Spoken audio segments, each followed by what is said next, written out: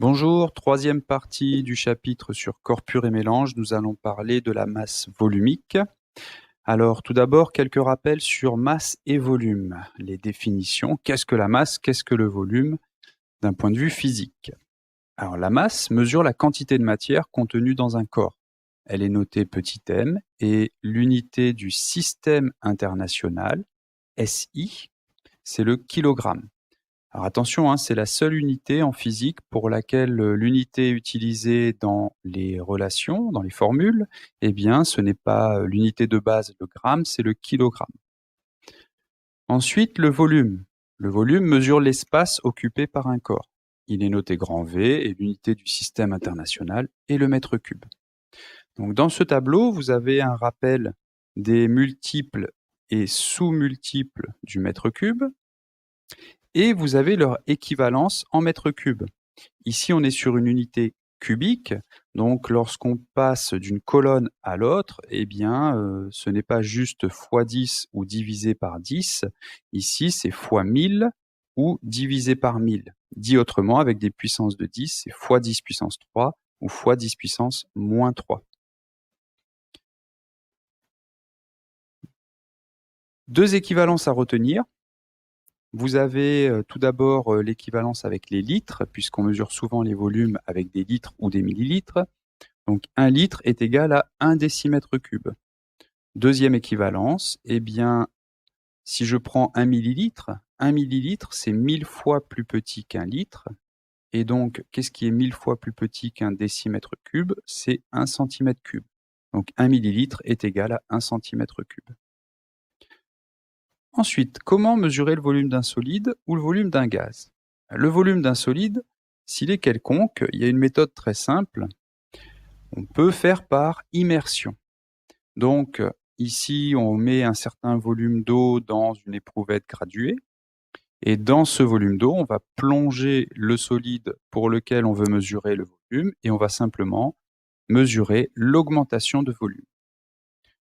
Pour un gaz, eh bien, on fonctionnera un petit peu différemment. On remplira une éprouvette d'eau entièrement que l'on retournera dans un récipient, généralement un cristallisoire. Et ensuite, on enverra à l'intérieur de l'éprouvette le volume d'air que l'on souhaite mesurer ou le volume de gaz que l'on souhaite mesurer. On verra le gaz prendre la place de l'eau et on pourra lire le volume indiqué sur l'éprouvette. Donc ces deux méthodes sont des méthodes par déplacement d'eau puisque ce qu'on mesure, c'est un déplacement d'eau finalement. Alors, deux exemples de conversion. Premier exemple, ici, nous allons voir la conversion de 2 décilitres en mètres cubes, puisque dans les calculs, ce que l'on aura besoin d'utiliser comme unité, ce sont des mètres cubes. Alors, 2 décilitres, eh bien, tout d'abord, on change déci, c'est égal à 10 puissance moins 1.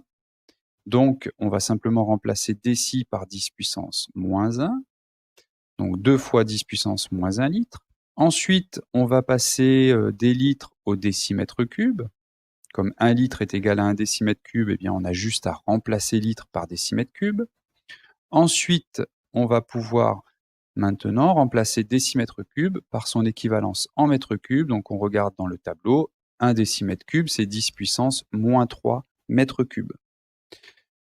Une fois qu'on a fait ceci, on a presque terminé. On a les deux puissances de 10 ici qu'il faut regrouper. Donc on va multiplier 10 puissance moins 1 par 10 puissance moins 3. Et ça nous fait 2 fois 10 puissance moins 4 mètres cubes. Deuxième exemple de conversion, on va partir cette fois-ci de millilitres, puisque très souvent, les appareils de mesure de volume, c'est des éprouvettes graduées et ça mesure en millilitres. Donc imaginons qu'on mesure 54 millilitres. Eh bien, on va simplement remplacer millilitres par des centimètres cubes dans un premier temps, donc 54 centimètres cubes. Et on va regarder l'équivalence des centimètres cubes en mètres cubes. On voit ici que c'est 10 puissance moins 6 mètres cubes, c'est-à-dire 1 million de fois plus petit qu'un mètre cube. Et donc, on remplace 54 fois 10 puissance moins 6 mètres cubes. Si on nous demande juste de faire la conversion en mètres cubes, on s'arrête là. Pas la peine d'aller plus loin. Et dans la relation mathématique qu'on utilisera fera? Eh bien, on écrira 54 fois 10 puissance moins 6 mètres cubes. Maintenant, si on nous demande l'écriture scientifique, vous avez la suite sur le côté, entre parenthèses. Eh bien, le 54 qui est là, pour que ce soit en écriture scientifique, il faut qu'on le remplace par 5,4 fois 10 puissance moins 1, 10 puissance 1, pardon. Et ensuite, on multiplie les puissances de 10 entre elles. 10 puissance 1 fois 10 puissance moins 6, ça fait 10 puissance moins 5. Donc ici, 5,4 fois 10 puissance moins 5 mètres cubes, c'est l'écriture scientifique. Alors, passons à la masse volumique. Qu'est-ce que c'est que la masse volumique et à quoi sert-elle? Eh bien, on s'est rendu compte que si on prend des matériaux différents, de même volume, on va voir que si on mesure leur masse est généralement différente. Ensuite, deuxième constatation, c'est que si maintenant on a une même espèce chimique ou un même matériau, eh bien masse et volume sont proportionnels. Donc on s'est demandé comment comparer ces différents corps entre eux qui peuvent avoir des masses et des volumes différents. Donc on a défini la masse volumique comme étant simplement le rapport de la masse petit m d'un corps par le volume V qu'il occupe. Et si on a toujours un même matériau ou une même espèce chimique, on va se rendre compte que ce rapport, il a toujours la même valeur. Donc c'est pour ça qu'on peut définir la masse volumique. Donc on obtient comme relation mathématique ρ, ça c'est un symbole grec, donc c'est pas un P, ne dites pas P, sinon votre prof de physique ne va pas être content. Donc c'est ρ est égal à m sur V. Alors les unités, c'est les unités du système international, les kilogrammes pour la masse, les mètres cubes pour le volume, et donc la masse volumique, son unité, c'est une unité composée, c'est des kilogrammes par mètre cube, que l'on va écrire en secondes de cette manière-là, mais ça se prononce pareil, c'est kilogrammes par mètre cube, on met un petit moins devant le 3 qui est là. Alors, vous avez quelques exemples en dessous de masse volumique. Vous voyez qu'entre les métaux, par exemple, eh bien, les masses volumiques sont très différentes. Elles sont classées par ordre décroissant. La masse volumique de l'or, pour 1 mètre cube, c'est 19 300 kg.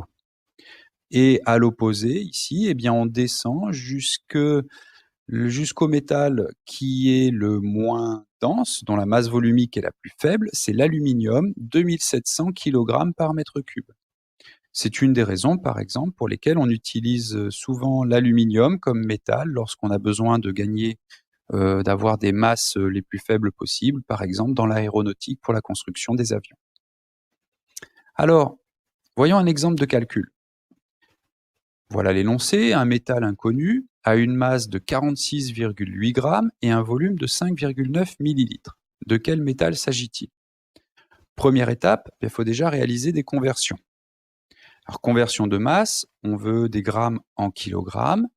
46,8 grammes, c'est 46,8 fois 10 puissance moins 3 kilogrammes, puisque pour aller des grammes au kilogramme, il y a 3 rangs qui les séparent. Ensuite, le volume, 5,9 millilitres, eh bien on suit la conversion qu'on a vue précédemment.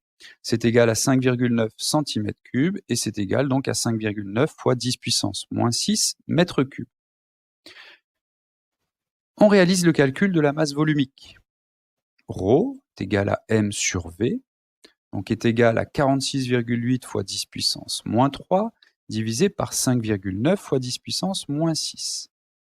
On prend sa calculatrice, on ne fait pas d'erreur, et on trouve 7,9 fois 10 puissance 3 kg par mètre cube, c'est-à-dire environ 7900 kg par mètre cube. Alors on ne trouve pas cette valeur-là exactement, mais on l'a arrondi. Si vous ne connaissez pas encore les chiffres significatifs, vous le découvrirez plus tard. Mais comme ici, il n'y a que 2 chiffres, alors là, il y en a 3, c'est vrai, mais là, il n'y en a que 2, eh bien, dans le résultat, on ne gardera que 2 chiffres. Donc 7,9 fois 10 puissance 3. Alors 7900 kg par mètre cube, eh bien, si on regarde dans le tableau ici, on voit qu'on a affaire probablement à du fer. Alors, intéressons-nous maintenant à la représentation graphique de la masse et du volume. Donc ici, on a un graphique qui représente la masse en ordonnée en fonction du volume en abscisse pour 3 corps différents, un corps A, un corps B et un corps C. Première constatation, on voit que ce sont des droites passant par l'origine. Donc Si on a des droites qui passent par l'origine, c'est tout simplement, rappelez-vous ce qu'on a dit tout à l'heure, puisque masse et volume sont des grandeurs proportionnelles. Donc dans ce cas-là, la représentation graphique de la masse en fonction du volume, qui peut se noter m égale f de v, est une droite passant par l'origine. Tout est logique. Ensuite, regardons un peu ces différentes droites. On a représenté masse et volume, donc il y a un lien avec la masse volumique. Quel est ce lien? Eh bien, tout simplement, la masse volumique, ici, va correspondre au coefficient directeur de chacune des droites. Donc, en regardant la position des droites les unes par rapport aux autres, eh bien, on peut savoir lequel des corps a la masse volumique la plus importante.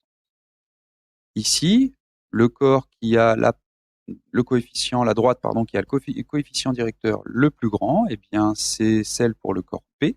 Donc, c'est lui qui a la masse volumique la plus grande. Le corps A a une masse volumique intermédiaire. Le corps C, lui, a la masse volumique la plus faible. Je rappelle que le coefficient directeur, c'est une information concernant les droites qui vous indique que lorsqu'on augmente de 1 sur l'axe des abscisses, eh bien, de combien est-ce qu'on augmente ou diminue, s'il est négatif, sur l'axe des ordonnées. Alors, une autre façon de le comprendre, ici, j'ai pris un volume V1 au hasard sur l'axe des abscisses et on regarde la valeur des différentes masses. Qu'est-ce que l'on voit? Eh bien ici, pour des masses identiques, on voit que le corps C, c'est lui qui a la masse la plus faible. Donc c'est bien lui qui a la masse volumique au final qui est la plus faible. Le corps A aura une masse intermédiaire pour un volume donné et pour ce même volume, le corps B, c'est lui qui sera le plus lourd. Donc c'est lui qui a la masse volumique la plus grande. Donc j'espère que vous avez compris globalement comment fonctionnait la masse volumique. Après, maintenant, il faut s'entraîner à résoudre différents problèmes, soit de calcul, soit à partir des graphiques, ou alors parfois simplement à partir de logiques que l'on verra par la suite en application